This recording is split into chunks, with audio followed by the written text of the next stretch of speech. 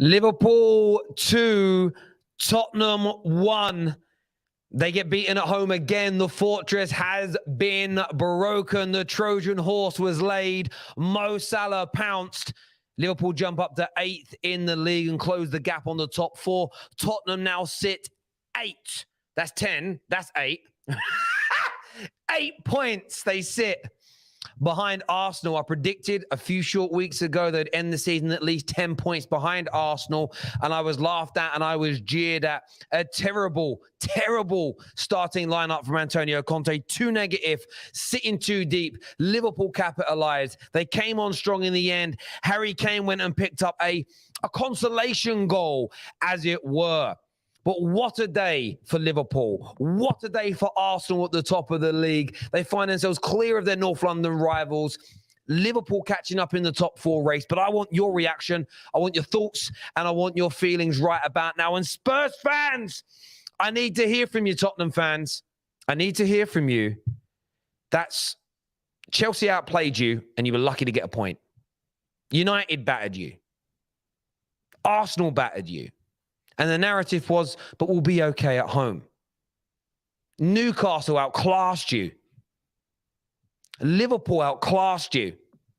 And yes, you came on strong in the last 15, 20 minutes of the game, like I said.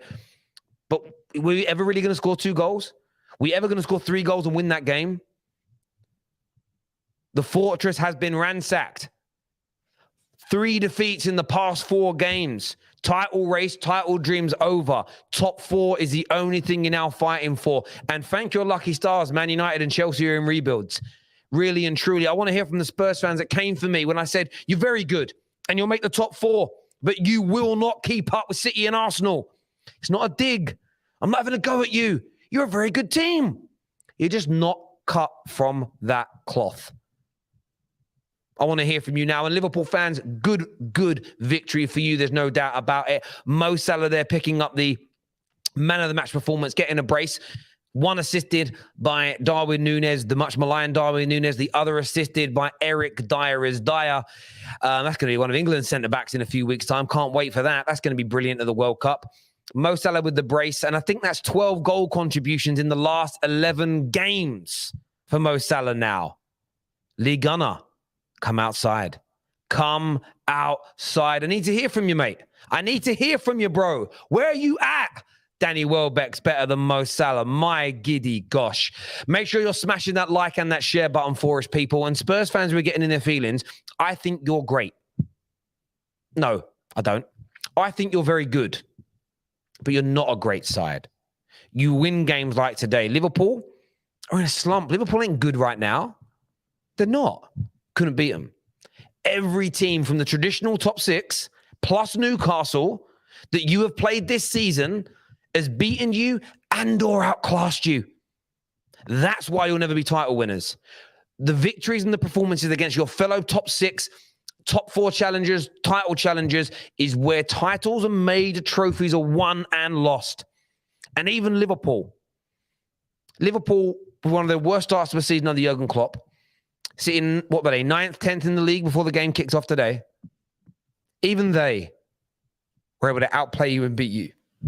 Yes, you've got injuries, but that's no excuse. Because what about the games against Man United, the games against Arsenal, the game against Chelsea, the game against Newcastle? You didn't have those problems in those matches. I need to hear from you now.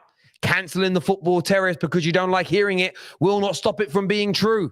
It's as simple and as straightforward as that, my friends. Joining me today on the panel, I've got Colleen and I've got Roms, because Rom's a big Liverpool fan. How you feeling, mate? I'm just happy to finally get our first away win. It's taken till November, but I'm happy to get our first away win. I just wanted, going into the World Cup, I just wanted to keep the gap to top 4 somewhat respectable. And I think now, you never really know with us this season because we're very up and down, very inconsistent. But now if we can just get a result against Southampton, all of a sudden reaching top 4 doesn't look that impossible at the moment. But I'm just happy to get our first away win. And of course, it'll be Spurs to gift us our first away win of the season. Yeah, that's very true. That's very true, Colleen. So no away win for Liverpool. Tottenham said today, hold my beer. I mean, you couldn't have wrote it any better. If any team was going to give Liverpool their first away win of the season, it was going to be Tottenham. And I think there's conversations to be had around Tottenham, because you see when they actually try and play a little bit more positive, they're actually a decent looking side. I just can't understand why that last 20 minutes, why they couldn't have started like that at home with the home crowd against a Liverpool side where people have been picking up points against for fun. So it's disappointing if you're a Tottenham fan, but it's unsurprising. It's been the story of their season. They don't get going until they're a goal or two down. And unfortunately for Tottenham, you're not going to win anything with that kind of mentality. It's true. And listen, what did he pick? 7, 8, 9, 10 defenders to start the game. He even put one of these. He put his left back as his number 10 today. And yes, Kulusevski probably couldn't start, but you had more on the bench. You've got Brian Hill as an example. Spurs fans must be able to tell me some academy players who are attackers, who their natural job is to attack and to try and score. And this Liverpool team recently has been beaten by Leeds and has been beaten by Nottingham Forest. So to sit there and be that negative against them is gross misconduct of football.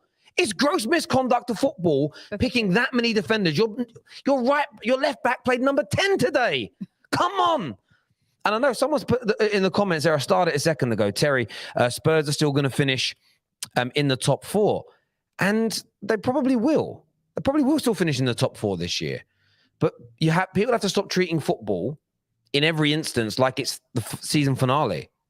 This isn't the end. House of Dragons didn't end. I'm not going to do a spoiler. I'm not going to do a spoiler. But it ends in a very dramatic way. But that's not the end of it. That isn't how that story is concluded. And Tottenham need to improve, because others will come up from behind very quickly and catch them off guard. And no one wants that. Nobody wants to get caught from behind off guard. No one does. No one ever wants to be caught like that. Let's do some of these super chats here. Mateo says, love how Spurs fans cry about Terry, but everything he says and says about them is all true. Listen, I'll never be able to predict 100% of match. I mean, I did predict 2-1 to Liverpool. I did predict that Arsenal would outplay Chelsea and win today. I also predicted that Man United would win 3-0, and that didn't happen, right? I took a massive L on that. No one will always predict individual scores or games correctly. And I won't even always predict the trajectory of every club correctly. I thought Liverpool could win the league this year. I took a massive L on that one. But equally, what I'm saying about Tottenham, I don't say these things out of spite. And when I said about Tottenham that I think their summer was overrated, I think their start to the season is being overplayed because the points look better than the performances. There's no sustainability. That isn't a guess or a prediction based on an emotional feeling. It's based on my understanding of the game.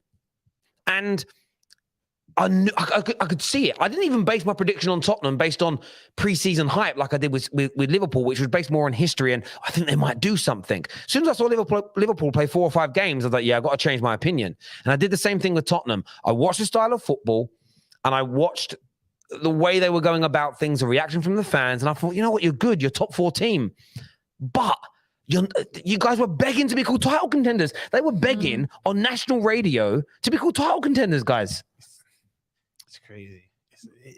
It's crazy, honestly, that if there's any team to give, I was so confident going into this game, Tara. I predicted 2-1 as well, because for me, even, and I know hindsight's a beautiful thing, but even if they had some Romero or a Son, yes, they would have put up a fight, but I just feel that we're their kryptonite. They come into themselves when they play us, and some Spurs fans, as a fan, you have to have like confidence, whatnot, and you have to back your team. But they were just, for me, they were never title contenders. I agree with you. I still think they'll get 4th, but I don't know what it is about Spurs, and the way they play football is just not sustainable. No, listen, I totally agree. And a few people are saying the season's not over, Terry. I know the season isn't over, and I'm predicting Spurs to still make it into the top 4. But I'm talking about this nonsense that Spurs fans wanted. Spurs fans wanted to be spoken about like City and Arsenal this campaign. And I thought that was wrong, because I don't think they're as good. And like I've said, someone, you predicted United would win. You don't know much about football. I just said that everyone gets individual predictions wrong. And I also get trajectory predictions wrong. But I base it on my knowledge of the game and not emotions. I don't say Arsenal can challenge for the title to wind Spurs fans up. I don't say I think Liverpool could catch City in a title race last year to upset City fans. It's an opinion that shouldn't garnish an angry reaction. It should garnish debate. But angry people debate by shouting at you and calling your names. That's what they do. We've got some really good people backstage. Tom Little, Zane. We've got Dom Husam. Egal's backstage. Alan as well. We'll be bringing them all out for you very, very shortly. If we get over 1,000 likes on this stream, we'll gift out another 100 free memberships to you. 100 free memberships we're going to give away today. So get hitting that like button, people. Get that done now. Stephen here, Liverpool fan, says, great hard win today from Liverpool, but now we move on to Southampton, which in my mind is the bigger game now and need to close the gap going forward. Well, that's what's key. That's what's key, isn't it, Robbie? You need to cement this win with 3 points before the World Cup break. Because no Liverpool fan will be surprised now if we drop points or even lose to Southampton. It will be typical, especially the narrative this season. That's why it's all good, because we turn up in the big games this season. I'd say bar probably Napoli, even first half against Arsenal, we were good. Second half against United, we were good. But again, in the big games, we somewhat turn up. It's just the smaller teams. It's the teams in the bottom half. But Southampton, if we can just get 3 points, top four, it looks nicer. It looks nice on the end of the road. But we need to beat Southampton now. And I would not be surprised if we draw or lose that game. But I don't want to be negative today. We got the 3 points and we finally got our first away win of the season. I hear that. Cal here says, people genuinely forget we're still in a rebuild. Why are you expecting us to challenge less than a year in? I'm not expecting Liverpool to challenge. That's why but I predicted you coming top 4, I got shouted down by fellow Tottenham fans saying, if I think Arsenal are good enough to challenge, I have to think Spurs are. So I've not said anything derogatory about Spurs this season other than you're going to come top 4. That wasn't good enough. It felt like I was giving a homeless person a chicken sandwich and he was saying, fuck you, Terry, I prefer turkey. That's literally what it feels like. It's like I was being nice and you attacked me because you thought I was being nice to Arsenal. I'm not nice to anyone. I just say what I think. I'm not always right, but I base it on my knowledge of the game or what I think and feel and believe, not based on emotional opinions, because I just don't really deal in emotions, really. Unless it comes to Man United, then I'm very emotional, especially today. We obviously need 2 to 3 midfielders. FSG, please, is what Omar's got to say here. Yeah, I think that's true. Zane here says, I'm sorry, Terry. Liverpool didn't outclass Tottenham. Dire, stupid error. Perisic hits the bar and post.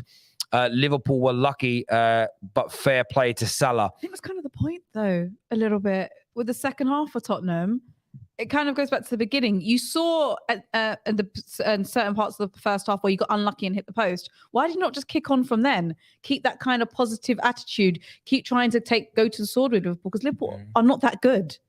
They're not that good. Especially the state of our midfield. Tottenham should have had more of a go at. Maybe you could say the last 20 minutes they did, but they were just still pragmatic. They were the same old Spurs. They didn't actually throw the kitchen sink out until the last 20 minutes. Our midfield is not great at the moment. Our midfield is not great, and they did not capitalize on it. For me, I was saying to Tell and Colleen and Watch Tottenham, I was always confident we win. Even when they had some pressure, they pressured us in the last 20 minutes. I just still knew we would win. I wasn't nervous at all, really. And that's actually mad to say this season. Well, yeah, listen, they put the pressure on. Hitting the post is a shot off target. So I don't congratulate people for having shots off target. Like if Alisson's pulling off worldies, and yes, but they were outclassed for me because they resulted in throwing the kitchen sink at it. And Liverpool in the second half for me lacked a bit of clinical edge going forward. There was 2, 3, 4 counters they had where they should have done a little bit better. And if you want to use the same logic, there was a couple of times where they were put through on goal. And I think Mo Salah and both Darwin knew they were offside and didn't put their full effort into the shots.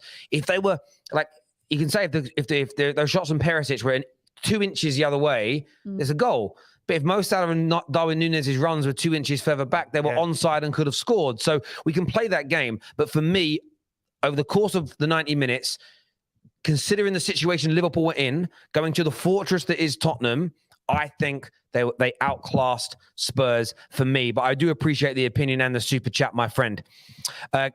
Cullen here says, keep going behind. Good teams won't let you back in. And I think that's the real key component here. What's crazy about that, I said it weeks ago, and again, I called out for it, but I stand by it. The amount of opportunities that Tottenham concede isn't sustainable. It isn't sustainable. This is what's going to happen when you keep going behind. You're not going to be able to dig yourselves out the hole. And yes, you had injury concerns. Yes, you had your injury problems. But all teams will go through that. You started a game with 8 or 9 defenders on the pitch and you conceded 2 goals. That's just simply not good enough. And I think that has to be, Conte's system isn't even And listen, working to its optimum ability. They had the beating. I know we've got Husam backstage, and they had the beating of Trent for most of the game. So I'm a little bit surprised that Tottenham didn't continue targeting down that area. Defensively, Trent had another disaster class in so many occasions. Konate, though, got him out of trouble. He was out of this world today. We've already covered for him. Even at the end, when Trent bombed on forward for no reason, and the ball ended. Honestly, I like Trent as a footballer. But I don't know what goes through his head defensively sometimes. But he got away with it today. So it's not going to be a talking point. I don't want Dom Husam telling me I'm a problem. I'm a problem. I just also want to say as well, a lot of us Liverpool fans, we've given Fabinho a hard time this season, deservedly so. But I think Fabinho had one of his better games. He was shutting off the passing lines. He was setting off attacks. I think we need to give credit when credit's due. Fabinho probably his best game this season. He did. I want to ask you about two other players, though, that played together today. Up top, Mo Salah, Darwin Núñez. A lot of people are telling me that Mo Salah's having a awful season. That's 12 goal contributions in his last 11 games. A brace in a top 6 clash away from home. Sensational. And Darwin Núñez.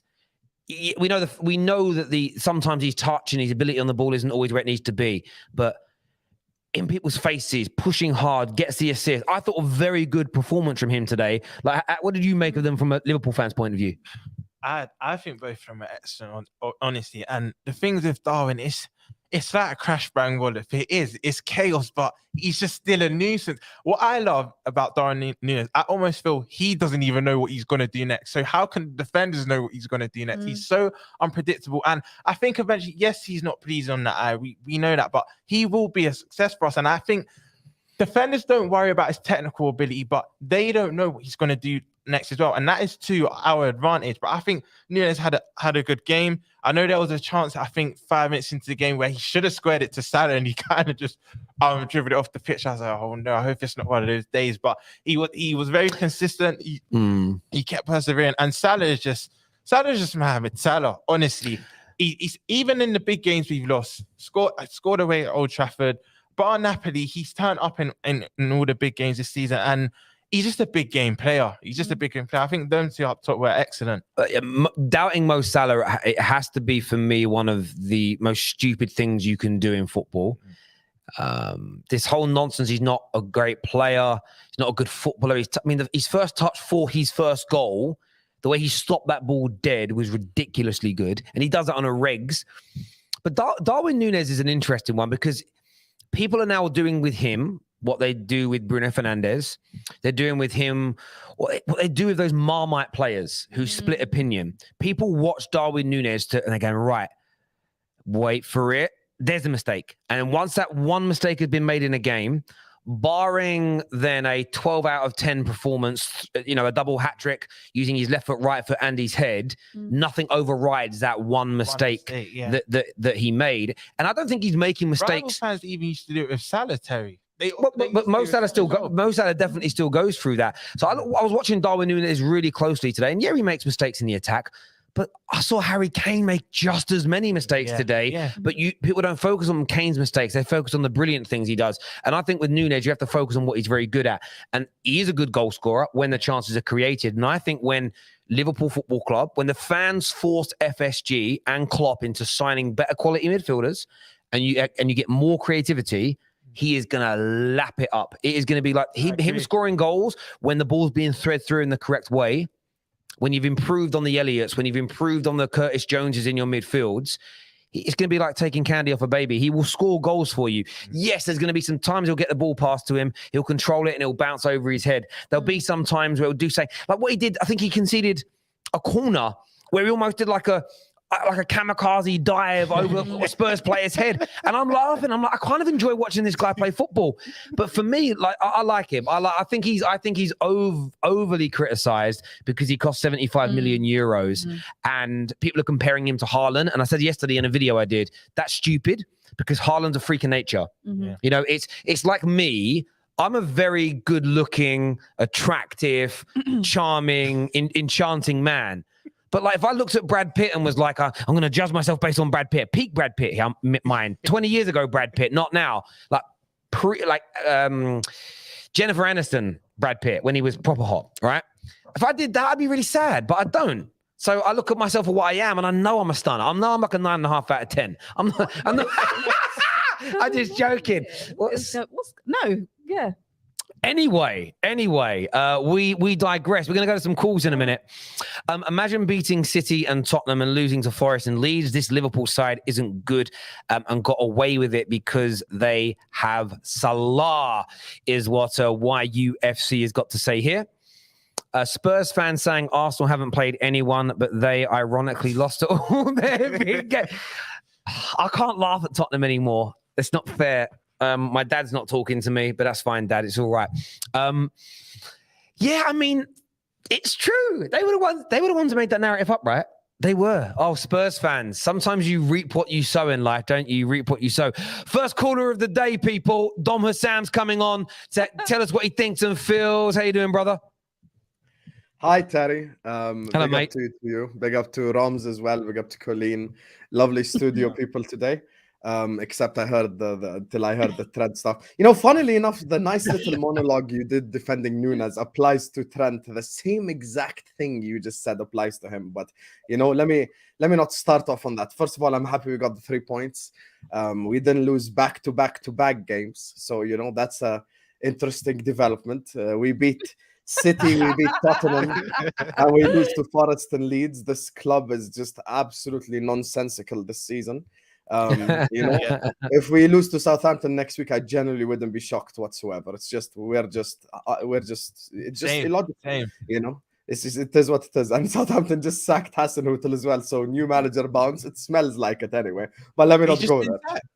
Yeah, he has been sacked today. But look, today Mo Salah, the fact that he has this many goals in a team that's playing this horrible and he's still performing and delivering, I don't think you could criticize the guy anymore. Like he's just unbelievable, to be honest with you. And you know, this whole bad footballer, good footballer stuff, you know, first touch, etc. As Terry said, the first touch for the goal was absolutely unbelievable. And the finish, Lloris was just standing. The fact that the goalkeeper just standing there shows you he had no hope of that. Darwin Núñez, I thought, had a fantastic game, even though he did not score. And I like, he isn't my first choice or a player that I would have wanted. I still think he had a very good game today. And he actually influenced us scoring goals. Overall, I thought everyone performed well today except for Van Dijk. I don't know what it is with Van Dijk. You know, he's the guy that we're gonna have to have a conversation about, but not right now. Squeaky bum time at the end, of course, just typical Liverpool style shit. You know, so Husam, you can never be happy all the way. You have Husam, what did you think of your favorite player, Curtis Jones, when he came on? What did you think of him? He was drowning. He was drowning in that game when he came on. I genuinely would rather have Rom starting, and he pretends he plays football as well. So you know, I'd rather have Rom starting over Curtis Jones. So let me not even go there. Anyway, let me say what I want to say now. Let me say what I want to say, because I will not come on here and hear my favorite player get disrespected and I stay quiet. So let me just say one thing. Right. The hate towards Trent Alexander-Arnold is so forced. No, but he was poor defensively. He was poor defensively today. Hi, Colleen. I hope you have a lovely day. Can I finish, please? Go for it. Go for it, my love. Of course. Thank you. Anyway, so Trent Alexander-Arnold today had an unbelievable performance. He gets dribbled past once in a period of 15 seconds. He messes up versus Perisic and Sessegnon. I go to my timeline. Trent. The man in the first half played 3 50-yard diagonals into the feet of Darwin Núñez. That's not what people are criticizing him on. That's not what people are criticizing him on. Influenced our game positively going forward, as he always does today. And defensively, he actually had a very good game. He had one shit moment. Clean your glasses, babe. Babe, clean your glasses. He had one bad moment for 15 seconds. That's it. It was not it, babe. That's all that happened. And it was like, oh, Trent, blah, blah, blah, blah. He did well. He did well defensively. No one got anything out of him. Brother. Husam, I love you, bro, but put the bias aside. He did not have a good game defensively, bro. He didn't. No bias. Do you know what? Do you know what it is? I want to say, because I know we had a Twitter exchange yesterday about Trent. everything you said about his passing, you're spot on about. Mm-hmm. And typically in most games, his passing is out of this world. But there were occasions where he was caught two in field. There were times where he went forward when he should have stayed back. He got caught under the ball at times. Doesn't mean he doesn't win some challenges and do. There was a moment where he cleared a header, and we all sat in here like no camera. Oh, that's good. That's bad from him. But the reason that he gets shit more than Cancelo, more than any other fullback, is because of people like you, though, bro. And it's a football culture thing. And what I mean by that is this. You bigged him up so much at 21 years of age, greatest right back ever, revolutionized the game, done things that no other right back's ever done. Because of how much you bigged him up, when he has a bad moment, everyone's going to come for you. It's like when you predict your team's going to win. Though. Sorry? That's not just us. That's my thing. Cafu himself has said, "I see shades of myself in Trent." Danny Alves but you're missing. Bro, you're missing my point. But you're missing my point. That is part of football culture. When someone's Paul Scholes has had every world-class midfielder you can ever imagine say the greatest I've ever seen. Rivals hate that so much. They do everything they can to play down how great he is. It's the nature of the beast. Man United have had the best teams in Premier League history. But everybody shits on them now because it's about playing things down when you're in the mud. That's football culture. It's what we do. It's how we do things. City win things and we go, yeah, but checkbook club who won the lottery, state-owned, everybody tries to diminish everybody else's greatness. If we got rid of that in football, do you know how boring your spaces would be? I know. First of all, you've my got the best spaces will spaces never on be Twitter boring. because football banter exists, brother. Learn My to take it. spaces will never be boring, Terry. Don't worry about that. If you took the banter away, of course they would be. No, listen. I know that there's people waiting. I'll just say this finally. Look, Trent today, compared to his earlier performances in the season, because that's the measuring stick now, had a much improved performance defensively than what he had, for example, against Fulham, what he had against Palace. Those games, he actually was really, really bad in those games. Today's game, you know, he got dribbled past once or twice in a period of 15 seconds. He fucked up that moment. But other than that, he actually had a very good game defensively and offensively. I think the one guy that people aren't speaking about is Van Dijk, to be honest with you. And I think that's one guy that conversations will start happening on, because he is literally even headers, tackle, stuff that you expect of him, expecting his perfume to stop Kane. All of that is the problem. But listen, we got the 3 points, Terry. You get me? And that's the most important thing, because we finally win. You know, I'm not shouting and screaming. The bar is in hell. The bar's in hell. I hear you. Husam, top man for coming on, bro. We'll chat again soon. Thank you, my friend. Thank you. Do you know what Husam does with Trent? It's like you're in a relationship, and it's like... I'm gonna talk about it from my point of view and my preference, right? So let me just set that up to begin with. You know, she keeps the house amazing. She makes me feel great a lot of the time. You know, she supports me with my work, and you know, when I'm feeling a bit down, she put an arm around me. And it's like, oh, there's all these really good things for me. It makes me feel like a good guy. But then when she goes to the club on a Saturday night, she cheats on me. That makes her a bad girlfriend. All the good things that she does in the lead up, the build up that week. Do you know what I mean? Cooks me my dinner. You know, bigs up my work, massages my ego. If she then goes to the club and cheats on me, it undoes all that stuff. That is what Husam does with Trent. It's like he does all those good things, but those consistent defensive mistakes, that is him cheating on you, bro. And you should call it out, in my opinion. That's all I'm going to say. By the way, that isn't a real story. No one ever cheats on Terry Fleurs. Plus, I like to cook my own food. I'm a nice guy. Two things I do as a man, just to let all the women in the world know. I don't let anyone iron my clothes because I don't let anyone touch them. First and foremost, I don't know how to do that. Secondly, I like cooking my own food because I like it seasoned in a particular way. And I do use more than just salt and pepper. Hang on, what are you laughing, Javern? Javern's laughing. This guy, Javern, when we order food from Nando's, this man says lemon and herb is too spicy. Yeah. Lemon and herb. Come on now. No, it's facts. Complete facts. I've been here. It is facts. All right, we're going to get Alan on now, people. Alan's here to have his say. Keep smashing that like and share button. Tottenham fan in the house. 0-1 and 5 now against top 6 opponents and Newcastle. What you saying, Al? Yeah, so against big 6 teams, it's not good enough. But my problem altogether is not showing up for a first half again. As fans, we can't pay for half a ticket. We can't pay for half the stuff we buy in the stadium. We have to pay full price. So we should, as fans, go there and see a full performance from minute 1 to minute 90. Again, you've got to hold Conte to account because he sets the team up, but you can't account for individual errors. What is Eric Dyer doing? I have no idea. Diabolical. He's still no good for this team. He needs to be gone and all that. But it just goes to show, and I'll say it again and all that. The thing that's annoyed me most is if we show up for the first minute like we did, for the second half and all that, we take this Liverpool team apart. We beat them. It's as simple as that. We didn't show up. You saw in the second half. I see you going there, Roms, but it's true. We show up for the first half like we did in the second half. We take that Liverpool team apart. We were all over them. Kulusevski, at least that's a positive to take back. He came on and he looks amazing.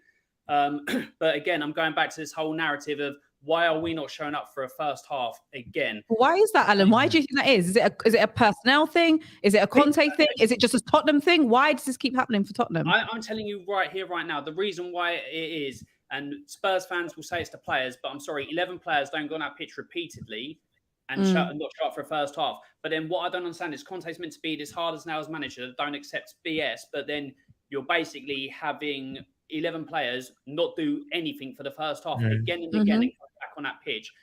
I'm sorry, again, Royale, I want him gone. How on earth are you not picking your head up and seeing there's no one in the box and crossing to the touchline anyway for a goal kick is ridiculous. Sessegnon is a boy on that pitch. He's got no muscle. He gets pushed around, pulled around. You know what, Alan? No, I think Sessegnon had a decent game. No, I think he had a somewhat decent game. Anybody that put half a hand on him, he wilted in the sun. He was like a little boy. Oh, don't touch me. No, I'm sorry. Dyer, ridiculous defending. The midfield was all right and the attack was all right for when we got going. But apart from that, even in the first half, when we got forward, we actually pressed high up the pitch. But the majority of it was sit back and contain. I'm sorry, the first half's gone. When you allow a player like Mo Salah, the time in the box, you've got that many defensive players on, you allow him that amount of time in the box to pick his spot.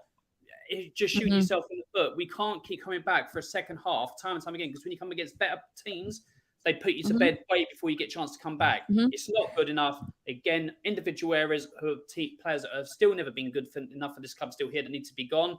And obviously Conte again has to take blame for not showing up or getting the team to come out just for a second half. People are going Spurs the second half FC, and it's true. And I don't want it to be that, because we proved today and we proved in the second half of games that we come back, we can beat these teams. I'm sorry, we would have beaten Liverpool quite comfortably, in my opinion, if we had started from minute 1. But we didn't. We start from minute 45. Alan, I wouldn't have said it was the whole second half. I'd probably say last 20 minutes, but I still think the start of the second half, we somewhat had control of the game. The stat in the first 10, 15 minutes of that second half, the Spurs had, compared to the first half, we had 0 shots, 0 on target, and 0 touches in the box in the first 15 to 20 minutes. That second half, we had 4 shots, 1 on target, and over 60% possession in the first. You had your chances. I'm not saying you didn't, but we were all over you for large periods of that second half.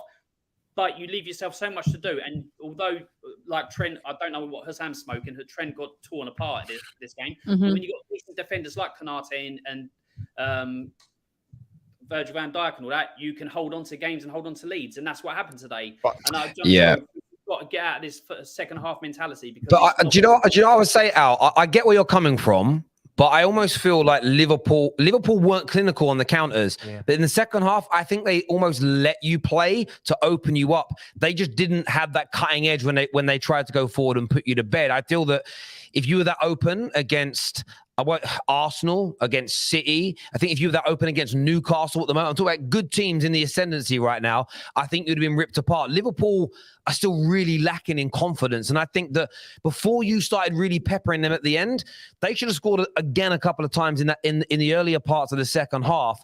But this is partly on your squad, like you've said, and you're right, it's on your manager. You pick 9 defensive outfield players today, 9 defensively minded outfield players. I know you've got injuries, but you've still got attacking players on the bench, and you've got an academy. And I believe you use those players to try and make a difference, to try and move the needle. And he just didn't do that well enough today. He really, really didn't. No, and that's fair enough. And I understand what you're saying, but you can flip that the other way. Spurs had their chance in the first half. Perisic, it was a good save by Alisson to tip it onto the post, or like it came off his head to go on the post. It would have been like a goal there. You can say that's what Conte does, set up to contain and hit on the counter attack. It's just that we are way too defensive with that. He needs to find a better way of being further up the pitch and defending and containing what he wants to. So you could flip that the other way, but I don't like the way we set up so defensive. I don't like the way we then decide to come out in the second half because I get that. It's chalk and cheese. It can't be. It can't just be a flip of the switch like that. It's got to be set out both ways like that, and it's not good enough. You need to be. We've seen at the end of last season when Spurs come out and attack, we tear teams apart. We've seen in games that we come back from, we can have we have majority of the ball. We cause teams problems. We come back and turn a defeat into a loss, or obviously a defeat into a win. We didn't do that today, but we've shown we can do it. So why are we not implying that same thing from the beginning? It makes no sense to me. No, I listen. I hear you, mate. I really, really do, and it's good to hear someone calling out the manager because they mean it. Top man out, and we'll chat to you again soon, mate. Thank you very much. And I like Alan's always very honest about how things are at his club or how he sees them. And I think that's really, really key. I did want to get your opinions. We're going to go to some super chats first, and then I want to speak about the penalty. A lot of Spurs fans are online right now, and they are asking for a penalty. So we want to get your thoughts on that. This super chat here says Spurs fans will still go. We finished above Arsenal last season. That's all the trophies they have got to win for the foreseeable future. That's true. Salah, Go, and Terry Sancho look fine in the restaurant I was in today. He's mocking it. Sorry, I had an itchy face there, Sean. I had an itchy face there, my old mate. How funny how this Arsenal fan laugh at Liverpool. Very funny. If you go and ask Pep, he only cares about Liverpool, not Arsenal. I don't think Pep cares about 6th or 7th place. I think he's caring about 1st place. Listen, he still cares about us. We're always rent-free. No. I'm sorry. Pep and Klopp. They're like share a woman, bro. These men love each other.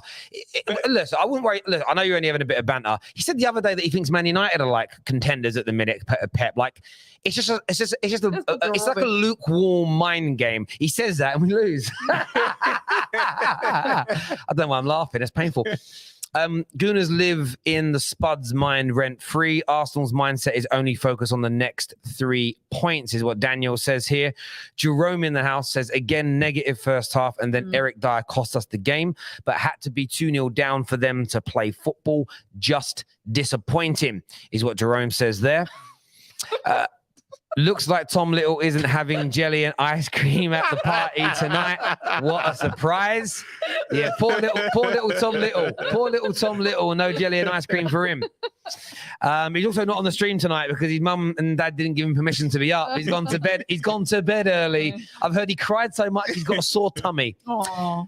Spurs are crap, forever in Arsenal's shadow. Come on, you Gooners, is what Lindsay Jenkins has got to say here.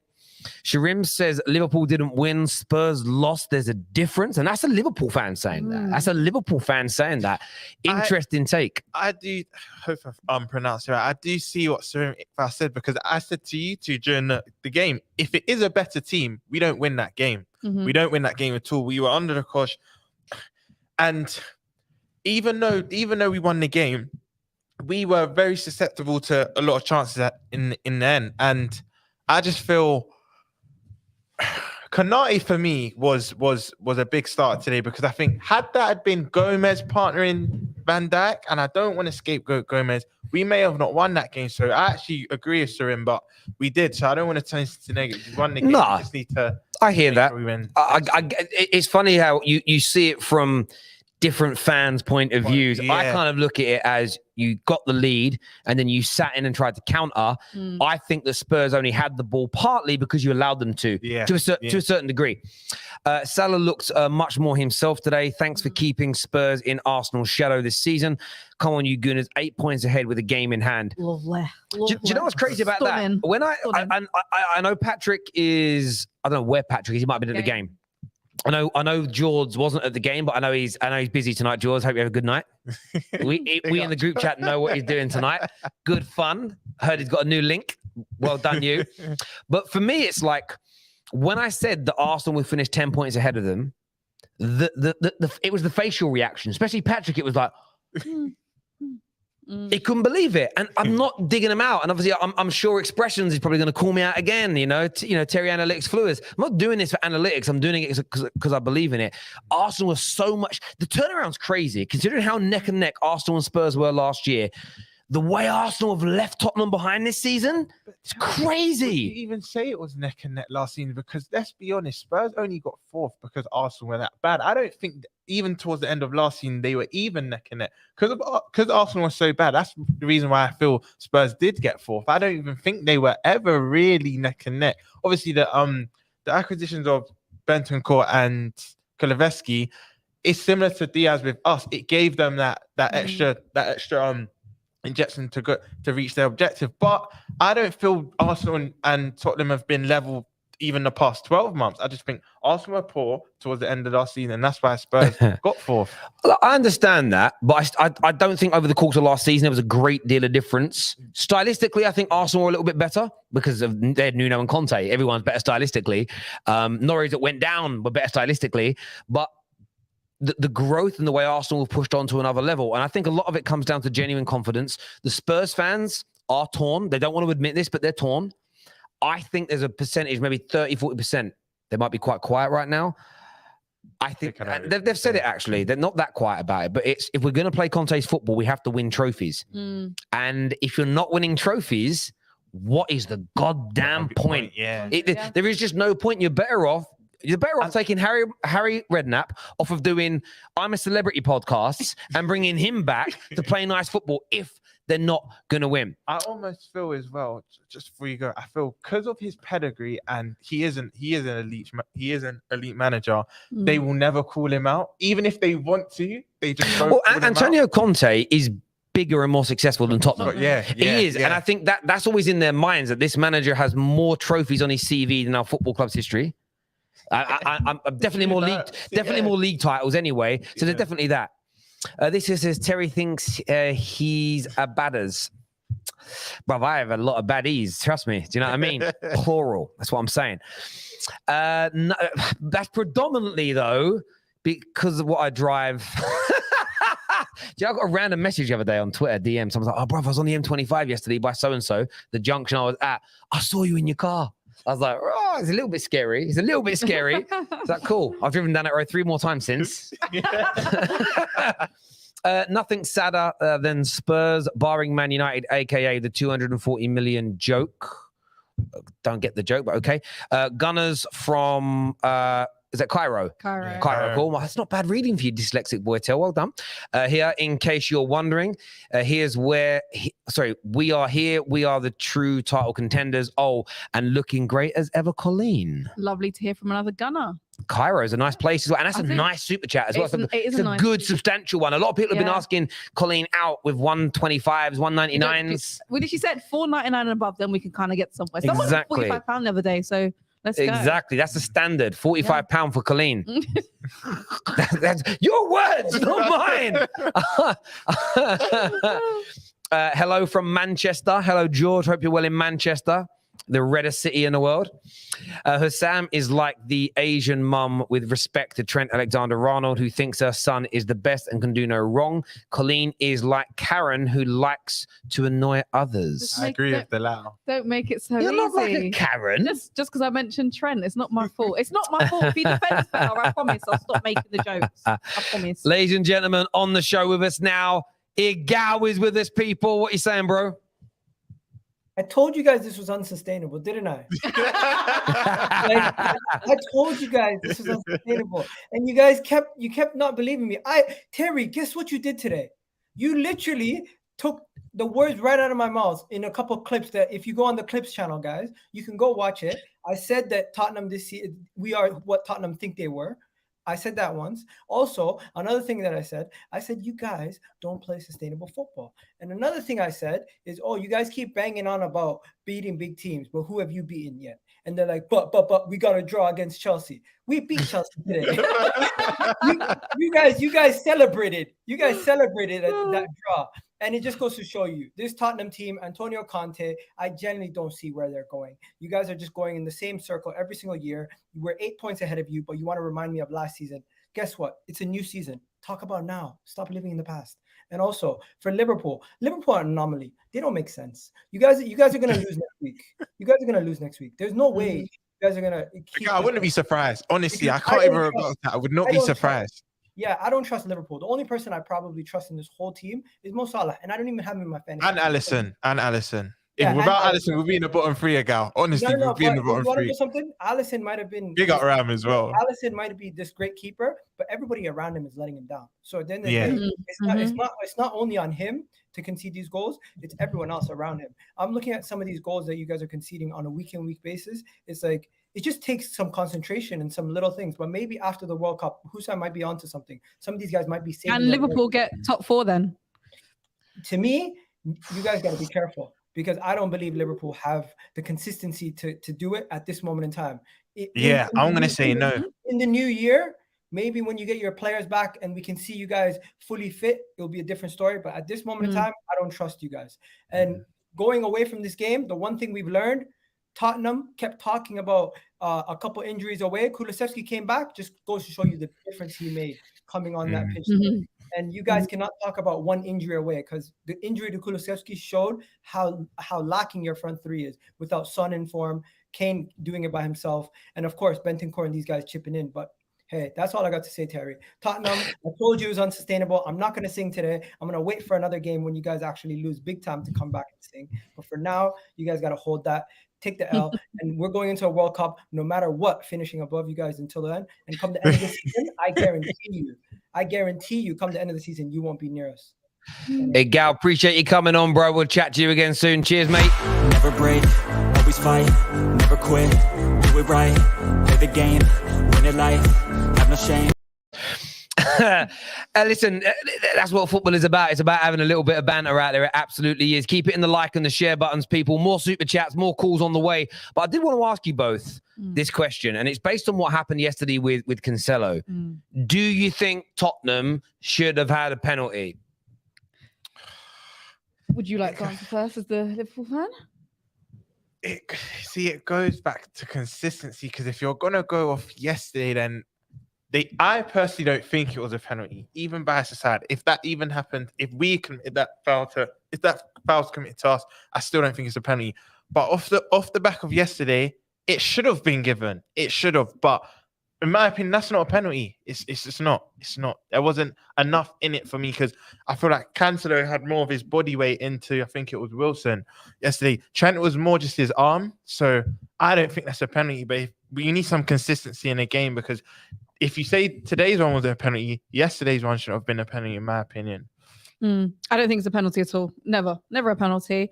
I think the key difference that you're seeing is that Trent just uses his arm almost like push him out the way, if you like, whereas Cancelo, as you alluded to, kind of uses literally his full body. But with that being said, who am I to nitpick, why is this not a penalty? And then using like half your body there needs to be something clearer, or referees need to be much more consistent. Even if it's just an arm budge, if I budge you in the area, then it's a penalty, or go completely the other way. This middle ground, this grey area, is causing these confusions for people to be feeling upset after a game, and it's a cause for a nonsense debate. I think you lot do that a lot, though. Who's you lot? Well, Joe, it's funny. Like, there's been a few decisions this weekend. There was one that I thought should have been a penalty for Man United today, where Tyrone Mings grabs hold of Ronaldo, both arms round him. Ronaldo does end up grabbing him back, to be fair. I don't see how that isn't one, and McTominay concedes one against Chelsea in the same light. But equally, I saw one in the Arsenal game today where I think it was Cucurella just outside the box. No, there was one where a player pushed someone, like just pushed them. And I don't actually remember. I've got to go back and watch it again. It was an Arsenal centre back. Just pushed over. I think it was Partey. He wasn't even looking at the ball. Partey wasn't looking at the ball. And he just pushed the guy over. For me, I think that's every bit as a foul as the Cancelo one. But Cancelo's versus Trent's, because they're very similar, is Trent used a little bit of arm and pushed him. And just like Martinez earlier on today in the Man United game, he used a little bit of arm in the stomach of Bailey. That's not a foul. It's a physical sport. It's, it's a man versus a man. be stronger. Cancelo yesterday went so far through the back. I mean, he gave whiplash almost to, I think it was Wilson that was through on goal. There was a difference, and Trent's was just a little bit of an arm. Sessegnon falls over. Wilson had no choice yesterday. He was knocked over. And if you're going to use as much power, for instance, as you always see Martinez use a lot of power with shoulder barges, you've got to hit the guy's shoulder. Otherwise, you're giving away a foul because you're using all your body weight. Yeah. So for me, listen, I think it was good. I think it was good defending by Trent. Really, he just kept him at bay. A little bit of a nudge. Never a foul. Never a penalty, in my opinion. It was one, very good bit of defending there from him. In my opinion. Let's go to some more of these super chats here. Lemon Pepper. Steffa. Yeah, no, I'm Nando's. I'm generally medium. I like spices and I like herbs and I like to season things, but I typically don't go for things that are so hot it's like all you can taste. That's kind of weird to me. But yeah, I eat spice, and like curry wise, what would I have as a curry? Like if I eat a curry, like, I would never have a vindaloo, far too hot. I don't enjoy it, if that makes sense. But I wouldn't have a korma either. Like, there's no point. I might as well have omelette and chips. But it's a mixture. I like a bit of spice. Javan, really. Lemon pepper stepper. That's going to have to be his new Twitter. Lemon pepper stepper. I like that. It's got a nice ring to it. Or just plain J. Plain J. Virgil saving his best games for the World Cup to lead us to glory. I've managed to get 2 tickets for Qatar. Fancy joining me, Colleen? I want to see the World Cup. I want to see it. So but who's going to pay for the flights, bro? And by the way, I've seen this. I follow this guy on Instagram. I've seen what he really looks like. We need to debrief afterwards. He's all right, He's not a bad debrief. I'll get. He's back not a to you. bad-looking guy. It just depends on your preference. And I'm talking shading. Depends what kind of guys you're into. It depends. You know what I mean? Okay. Yeah. Cool. We'll have a little look later. Lovely. Yeah. That's How much can this be put on Conte? Only consistent thing about Tottenham at the moment is the game plan. I would say, listen, I agree with Alan earlier. I would say 30-40% of this is they still need some better players. But a lot of this is his game plan. He picks his team and he tells them to sit behind the ball because they actually attack well in a lot of games when they're allowed to attack. Yeah. So it's clearly an instruction not to. It's clearly an instruction. He clearly thinks that they can't be pragmatic enough as a unit to be able to be as positive throughout the whole 90 minutes. That's my only thought. Because when you see them in that 20-minute, 30-minute spell, they look really good positively. And you think, okay, this Tottenham team can do something. So it's either that he's just losing his mind or he just thinks this team don't have that intensity to be able to do it for 90 minutes, which is a shame. I agree. Arsenal fan here, please leave us alone. I don't understand the context of that, but thank you. Maybe it was said a little bit earlier, further back in the show. In my opinion, I feel Trent's future is further up the pitch, like Bale or Kimmich. Maybe is it Bale or Kimmich's level? Maybe attacking awareness, excellent defensively. I think he has declined massively. I don't think he's declined. I think the team's got worse and it's exposing his issues that little bit more is what I would kind of put it down to. Once he gets protection and he has the right midfielders that have to have a good industry in the midfield, no one would be saying this. But it's only now he's getting exposed and our midfield don't have the same industry. Yeah, Henderson getting older and not replacing Genie have been two huge problems indeed. Is Neville right? Are we better without Ronaldo? Yes. I mean, we'll talk more about that on the Top 6 show tomorrow, but without a shadow of a doubt. I tweeted about it earlier today. Since he's returned, we've got worse. There's something in that. Do you know what I mean? It's like asking, can birds fly? Like the answer is pretty simple. Do you know what I mean? For a minute there, I thought you were talking about women. I was like, what do you mean? And then, sorry, that's in my head. But yeah, listen, I think it's an obvious question. Absolutely, yes. And it's something that the manager needs to address. Guna San here. Guna San, says, big up to you, beautiful Guna. Colleen. Oh, and you too, Terry. Hi. How pretty are we looking at the top of the league? I think we're looking great at the top of the league, aren't we? Oh, yes. I'm on loan. I'm on loan at Arsenal this year. So am I. I've been loaned. Terry, Manchester is blue, just like London is blue. London right now is red, and Manchester, until you win that Champions League, I don't even want you talking about that city, bruv.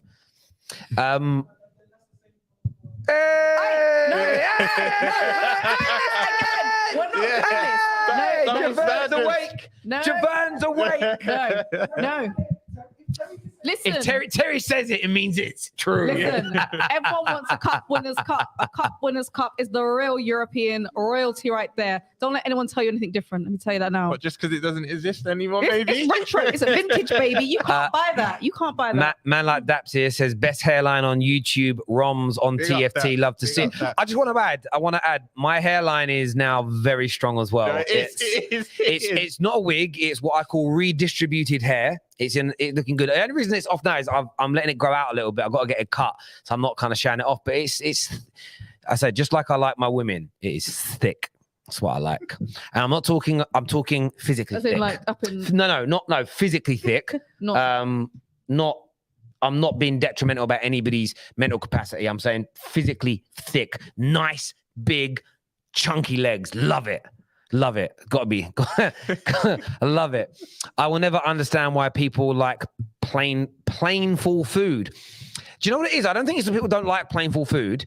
It's some people can't handle it. Like, I got a mate, and the way he sweats if he eats spice, man starts sweating, bruv. It's crazy. I suppose everyone's got a resistance level, but yeah, I like a little bit of spice. It depends what I'm eating. I don't want spice. I remember going to a friend's house once. His mum made me a cup of tea, and she put like spice in the tea. I don't want spice in a cup of tea. Do you know what I mean? I wouldn't want anything spicy on an English fry up or on a Sunday roast. Yeah. But some people do. A friend of mine, he likes to put spice on everything. We went to his house for Sunday roast, and he like seasoned up the vegetables so that they were quite spicy. And I don't know, with that meal, it's like, I don't want spice on a Sunday roast. That's not where spice deserves to be, in my opinion. But anyway, we digress. Next on the show, Tom Little's out of his bedroom now. He's feeling better. What are you saying, mate? Big up, Tom.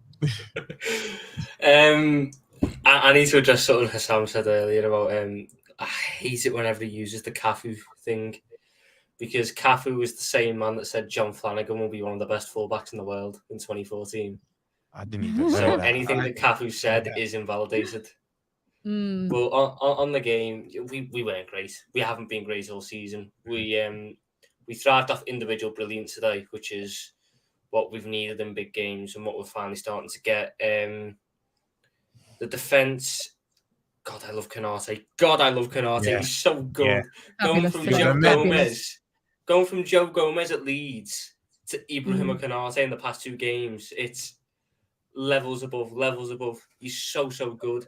The midfield, Fabinho was better today. Yeah. It's not hard to be better than how he's been. He has been that diabolical this season. It's not hard. Thiago was all right. Elliott was quite good, but I think he faded as the game went on. Nunes is just Nunes. Yeah. I honestly think, you know what? He doesn't have a thought going through his head, Nunes. I think he's just like, you know, sometimes maybe good, sometimes maybe not. Everything he does is just impulsive. There's no real structure to it. He doesn't know what he's going to do next. Honestly. He goes on that football pitch and he just does what he does. The thing is, I watched the first, because we scored in the 10th minute. He had like 3 chances in the first 8, and I was sitting there going, he's never going to pass. And then the next one he passes and he gets an assist. That's what he does. It was, he had a really good effort off a volley, then a knobbed effort, a crap touch, and an assist. That is the best way I can describe it. He's carnage. But Mo Salah, the best player in the Premier League, has been for years, will continue to be while he's here. He's the best the league has. Clutch player, 56 goals and assists against the top 6 while he's been at Liverpool. 56. 2 goals today, right when we needed it most. I can't give him any more praise. Tom, just to be unbiased over KDB. Fair. KDB's good. KDB's good. This is not me knocking anyone else, but Mo Salah, when you need him most, wins the game against City, wins the game against Tottenham. Without him and Alisson, God forbid where this season. God forbid. Yeah, it's actually scary. The thought is scary. It's actually crazy. Look, I think Mo Salah's up there. I think Mo Salah's in that conversation, no doubt. Scoring goals is the hardest thing to do in football, and he does it for fun. And I think this year, the Harry Kanes, we haven't really mentioned him today, got another goal, very good goal from him. The Harry Kanes and Salah's, their level of goal scoring is kind of being diluted because Haaland's scoring at such a crazy rate. But Haaland being as great a goal scorer as he is, it doesn't take away from how brilliant like Mo Salah is. Like when Messi and Ronaldo were at their best, they're like aliens. They didn't stop players that weren't as good as them from being world class. They were just above world class. And Haaland's goal scoring rate is above world class. That doesn't mean that Harry Kane's and Mo Salah's are suddenly poor, like scoring a poor rate per game, if that makes sense. But it's just the barometer has been skewed. You know what they say? Comparison is the thief of joy. Because Haaland's doing what he's doing, everyone seems to think Kane and Salah aren't getting the respect they deserve. But if Haaland hadn't been in this league, everyone would be waxing lyrical about the both of them. So, yeah. No, without a doubt. A question for you, Tom. Penalty or no penalty on Trent? A lot of people still talking about that online. No. There's a difference between today and Cancelo goes in with his whole body. Cancelo, he just dives in to try and just push him off. Trent, what Trent does, you see that happen most games. It's a forearm to the side / back. If that's given, we're not a contact sport anymore. You're allowed to do that to an nth degree. If he'd have went like that, I'll get it. It's a push. Yeah. That's just using a little bit of street smart, but strength. That's allowed. Yeah. The difference with Cancelo didn't do that. Cancelo done that and dived in with his whole body weight on Harry Wilson. I also think the Cancelo one, wrongly, is judged worse because it was last man. Trent was on the edge. Sort of If Sessegnon was running through on goal to score and he did it, that definitely might change the referee's mind, no doubt. Tom, appreciate you waiting around, my friend, and coming on and having your say. We'll chat to you again soon. Top man, thank you. Next up, Josh is with us, Spurs fan. What are you saying, bro? Yeah, not very happy. Hang on a minute. Where are you? Are you in Tottenham's trophy room?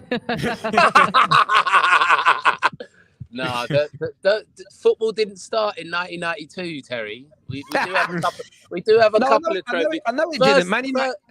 Hang on a minute. Man United had 6 league titles and a Champions League before 92. What do you have? Oh, come on! Don't do that to me. That's out of order. That is. I thought we were pals, me and you. Do you know what I mean? Yeah. I'm in the back of a cab. I've just come from the game, innit? To be honest, in the stadium, I haven't really looked at the reaction. I've been in the group chat a little bit, but I don't know what social media is saying. But from what was happening inside the stadium, it felt like we should have won that game. To be honest. We, apart from one other, so we gave them 2 soft goals. Like the first goal was some good passing, like it was good, but like it was on my side as well, and no one was getting tight to anyone. Everyone was being very not being aggressive enough. And then the second goal was just a giveaway. Like Dyer, if he goes to the World Cup, that's a crime against England. Honestly, like we should not be bringing Dyer to the World Cup, and that's my starting centre back. But apart from that, Lloris only made 1 save, and we, in my opinion, we had the better of the game. Like we especially second half. Soon as Kulu comes on, assists straight away. Like it's hard to. I'm angry at us not doing the best business. Like our business was overrated in the summer. I do agree with like that thought train.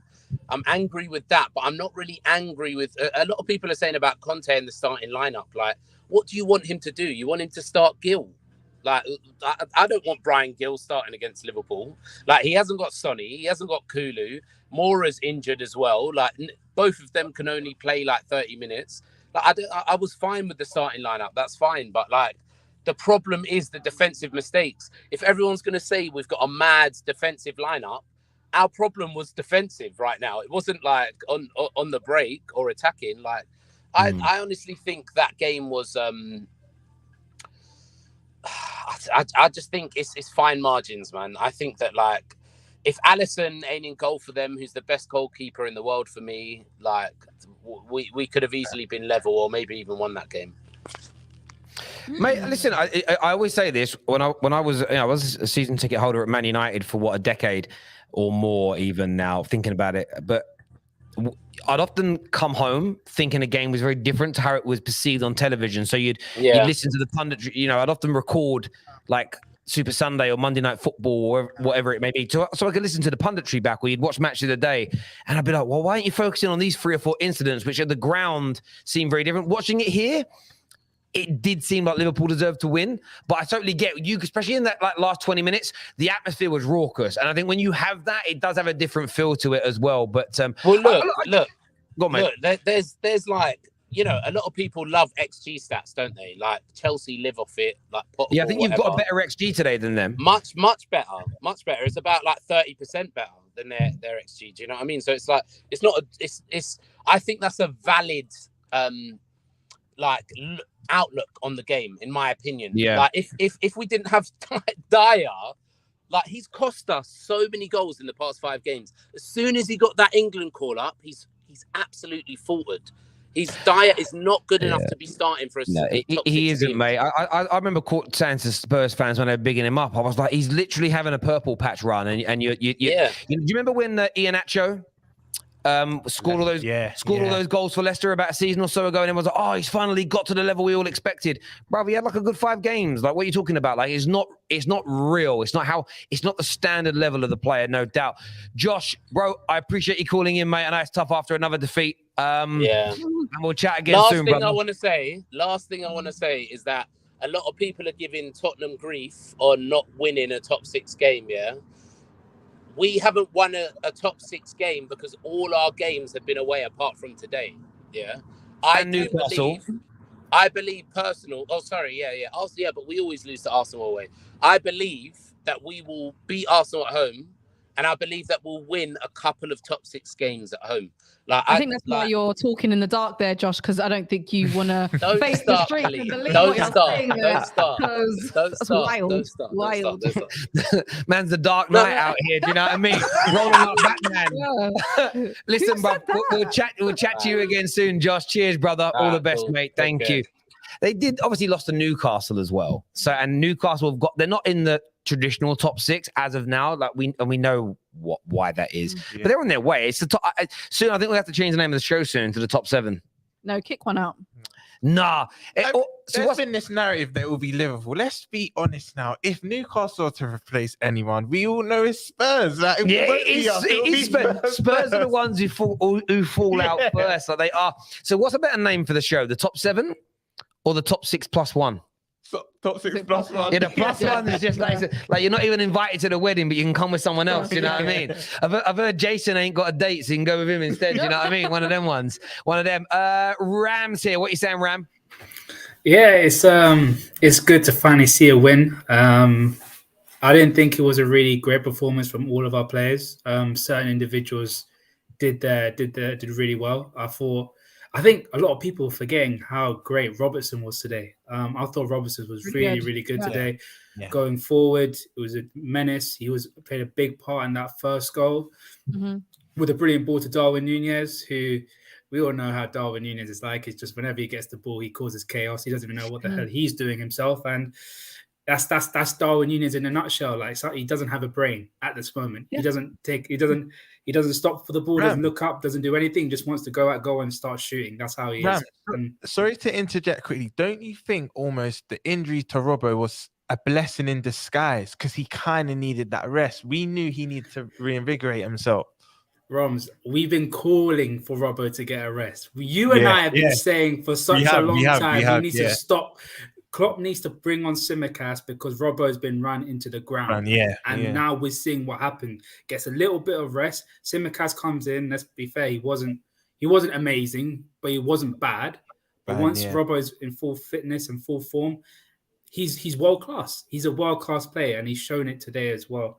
But for me, I came on when we lost against United. I came on when we lost against Nottingham Forest. Even I didn't want to go into that stream, but it is what it is. But it's worse for you as well. Yeah, I hear you on that. Again, my dad. Very good win. I wanted to ask your opinion. Obviously, the Trent penalty, Spurs. I mean, every time I go on my timeline, I'm seeing more and more people retweeting it. They're crying about it. As Spurs fans, also, like Josh said, think they maybe deserve to win the game. Do you think Spurs did enough to deserve to beat you today, or to at the very least not lose?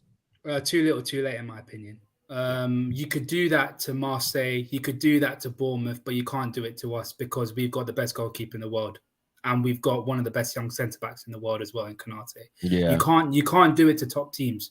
Like, it's great. It's a great feeling coming back and winning games, even though you weren't that great in the first half. But when you're up against top teams, even though we haven't been that great, you can't do it. You can't do it. It's just not sustainable, and you'll pay the price for it. It's too little, too late, in my opinion. They should have done better in that first half. They should, if you want to be critical, they should have got at least a goal. That Perisic chance should have been in the back of the net. But it is what it is. You reap what you sow. You played poorly in the first half. You give yourself a mountain to climb. It just won't happen every single game of the week. And now they have to pay for it. It is what it is. I hear you, bro. Listen, appreciate you coming on, mate, and waiting so patiently. We'll chat to you again soon, mate. Top man. Yeah, cheers, Ram. see you Thank you. Zane's on the show with us now. What are you saying, Zane? Hey, all right, guys. Well, I'm gonna be shameless. It's coming true, man. What I'm talking about. So, first of all, Alan, why are you being so salty, man? Because the game, we controlled it. We done a professional performance in the first half. 2-0. They gave us a goal, and I'm not going to cry about it. And then we just held back. There was a moment in the game where Salah and Harvey Elliott, or whatever, were just passing the ball to each other for 4 times. Do you know what I mean? We're clearly just resting. And let me explain why we were doing that, because people keep complaining. I say things, but I don't justify why.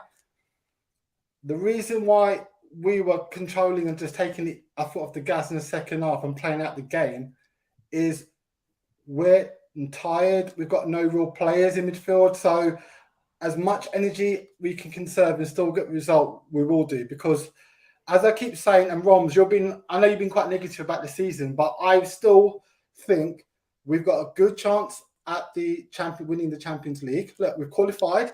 We beat a really strong Napoli. You know, they're one of the informed teams in Europe, and we beat them and handled them professionally, right? So my thinking behind all of this and saying that we're going to win something, we're going to get top 4. I'm telling you it now as well. We are going to get top 4. Well, let me finish it. Why though? Let me say why, and then you can come in. Focus on beating Southampton first before you start. No. Let me explain why. Right. So not in a forest. The World Cup is coming, and a classic point, right? Roms and Rams just said, "Oh, Robertson's playing so much better now. He's had a rest. He's had a break." So guess what? When you're tired and you don't get a break and get mental fatigue, guess what? Your form dips. Is it a reason why Salah, after playing a full season last season where we were 2 games away from winning the quad, the African Cup of Nations where they got to the final, so they played all those games, and then also the World Cup qualifiers, is it not a reason why potentially at the start of the season that's what's affected his form, and now he's finally had a chance to recuperate to a point where you're now starting to see Mo Salah again. And let's not forget, he's not going to the World Cup. So he's going to have 6 weeks off, rest and recoup. My God, how good is he going to be second half of the season? You're going to win the Champions League. We're going to get top 4. Facts. And win the Champions League. One thing I'll say, Zane, good chance of the Champions League. Good chance of the Champions League. Look, how can you discount us in You just lost, not in a forest, babe. I think but anyone has if you get a run going in the Premier League, Zane, then that's what it comes down to, mate. Like, once I see some consistency, I can start being optimistic like yourself. But Zane, we've seen after the City game, right? I came on the terrace and I even said, I think we can get top 4. I was very emotionally invested in the moment. It's the champions elect, and we just beat them. Everyone was predicting us to lose. What do we then do? We don't have a convincing performance against West Ham, albeit we got the result. Then we have back-to-back losses to the 19th and 20th place. That you can't really be optimistic if you're not seeing consistent. Let me explain result. that to you. Right? You know the 2021 season, right? Where basically had all those horrific injuries. Everyone's where's title contenders? That's it. You're done. You're at the top 4. Guess what happened when all our players came back and we got a rhythm going? We won 8 out of the last 10 games. Went 10 games undefeated, and we actually got 3rd place. Chelsea bottled 3rd place. Now, that was just a couple of seasons ago. We're going through something similar now. We're getting key injuries to key players. So, based on just 2 seasons ago, why would people not think it's credible to say, actually, after the World Cup, they'll get a break, they'll refocus, everyone's and then they'll push on and get top 4? So yeah, and win the Zane, I think Champions the League reason people are potentially. saying it isn't feasible is because you've got your main players in and they are underperforming. Diaz is And not so there. this Jota isn't is not there. sorry. Diaz and Zane- Jota are not playing. Just to add to that, But this is so. But Jota and Diaz are not going to stop your midfield being run through and your defenders from making mistakes and leaking opportunities. And by the way, when you had all those injuries, your problem wasn't the injuries. Your problem was Jurgen Klopp. He played your CMs in defense, and then your midfield was being run through. As soon as he put your midfield back in, the likes of Nate Phillips and who played alongside him regularly, it was Kabak. Kabak, yeah. The reason that they were protected by then are still a very, very good midfield. You don't have that very good midfield anymore in terms of protecting your back line, and your defenders are a few years older, so they can rest all they want. But you were fully fresh at the beginning of the season. And you were getting ripped open by Fulham, ripped open by Palace, ripped open by Man United. Come on now. That's a bit disingenuous because fully fresh when we were 2 games away from winning the quad. So that's a very. What do you mean fully fresh? Hang on. What do you mean? Listen, you had as much rest. You had as much rest as everybody else in the summer. You're a better team than everybody else. And to turn around and say just because you nearly won a quad, you didn't have the energy. Hang on a minute. Hang on. Let me finish. To say that you didn't have the energy or legs at the start of the season to outrun Fulham and Crystal Palace because you nearly won a quad, that's the disingenuous element. You just got destroyed, bruv. You just can't admit you were wrong. Answer this question. Be a man and admit you were wrong, Zane. Answer this question, Terry. Be a man. This question. If a sweet streeter needs a break for holiday and the CEO needs a thing from the holiday, right? Clearly, the CEO needs a lot more time to de-stress than a street sweeper. So there's different levels in teams, bro. We're like, so based on your point, right? Based on your point, but I still think even unrested, the CEO would have a better understanding of business than the street sweeper, generally speaking, as a general rule, right? No. Your guys are so much better than Fulham and Palace on paper that you not having as much an extra 2 weeks rest in the summer isn't a good enough excuse. And I'll tell you why it isn't a good enough excuse, because that form has still followed you right through till now. You are off your rocker, son. You're just fading. Okay, and it's why, by the way. Point.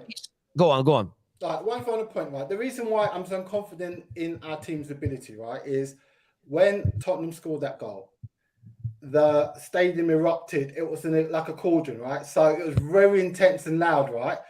But regardless of all that, we held our nerve, and then Klopp made the right tactical decision and putting Gomez and go to a back 5 because they kept switching it, and we were too slow to stop that switch and close down the cross. So that is what I'm going on. It's the fact that these guys have heart and battle veterans. But Zane, he's not been consistent. They will rise to the occasion. So and that's what I thought today. Hang on a minute. Sorry. How last year, a year younger, and with Mane, you said this team was a cup team and probably won't win much. Let me finish talking. A year later, a year older, with lots of players underperforming, no Mane, midfield, polo midfield, no centre, and suddenly you're going to come all guns blazing. Your logic is so warped. The only way you come back this season is buying well in January. That is it, Zane. That is it. Zane, listen, thank you very much for coming on, mate, and having your say. I really cup team last year. I got it right. And again, I'm saying we're going to potentially win Champions League, but definitely get top 4. Let's see at the end of the season, Terry, and you can then ask me, oh, how did you predict and go? Yeah, I think you can make the top 4 if you invest in January. Yes, but it isn't going to be resting because of the World Cup. If you don't buy in January, you ain't making the top 4. Yeah, it's just simple as that. So the players who are not going World Cup, like Robertson, Salah. I'm not sure if Nunes is going because there was a Uruguay there, but I'm not sure if he's going to be in the squad. But listen, bro, you take care, Zane. All the best, mate. I appreciate you coming on and having your say. Top man. The CEO and the road sweeper. By the way, I'm not saying road sweepers don't understand business. I'm saying outside just thinking, I just caught straight for no reason. Well, I just mean it. Yeah, generally speaking, if you're writing a business plan, who would you ask for help? The CEO of a business, but the point is, I didn't understand that. Like, does the CEO need a longer holiday? What he needs to understand, the players aren't as industrious. They're getting a bit older. They can't run how they ran 2 years ago. It's as simple as that. like you said, we need to. I don't believe currently we can get top 4 off our performances. We're too inconsistent. But if we were to invest, even just one's not even enough now. Just 2 more midfielders. No, I think we can get it, but we won't. So therefore, I don't think we'll get top 4. I agree. I'm going to go through these super chats at the end here.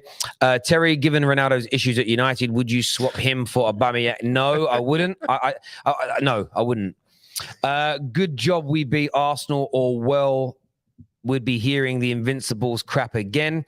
One more week of listening to the Arsenal fans is a torture, is what George says. Have a good evening, George. I wonder if Jamie O'Hara still thinks people are scared of what Spurs can do, or if he's back to his "we've been found out, man does more 180s." He said, Anthony, that's a great super chat. He said, "Don't do this to me." George. That any player can be a menace against Emerson. Obviously, I like that. Zane, cut the ball crap. Players being tired, so Spurs can be saying the same nonsense. They are tired. Absolute crap excuse. Who is this clueless cop? Salah will rest, but Alisson will probably play the semi-finals. Thiago will play quarterfinals. Well, if Alisson's in the semi-finals, so would Thiago be, wouldn't he? Because they're both Brazilian. No, Thiago's Spanish. Oh, sorry, I'm thinking of Thiago Silva. Sorry, my brain completely went then. I don't even. Sorry. What did he mean by that? In the Champions League or no, World Cup. Thiago probably won't even go for Spain. I think he's out of favour with. The thing is, we don't even know who's going to do what yet at the World Cup. We have no idea who's going to do. There's probably going to be players that go deeper than we expect. Like with the African Cup of Nations last year, who'd have thought both were going to get to the final? And then they're both there the whole time. Everyone's in the same boat. Everyone's in the same boat. It is. And that's it, exactly. Listen, people, I appreciate you all tuning in today. Please make sure you smash the like button before you leave. Please make sure you subscribe. Roms, Colleen, absolute pleasure calling the game with you as always. Javern over there on the technical side of things. Big up yourself. To all my super chatters, my members, my subscribers, and my viewers, thank you very, very much indeed. But until next time, take care. Goodbye. God bless. And we'll see you all again soon.